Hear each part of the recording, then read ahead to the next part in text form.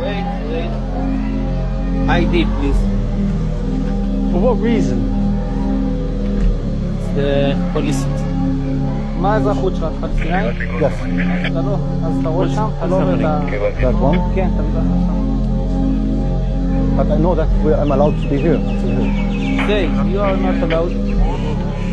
Why can't he be with us? There are limits for Palestinians, so he can, if he lives here, he can. Here, no. Give me your ID, please. How come Palestinians can't come down here? It's not work like that. Not the Muslim.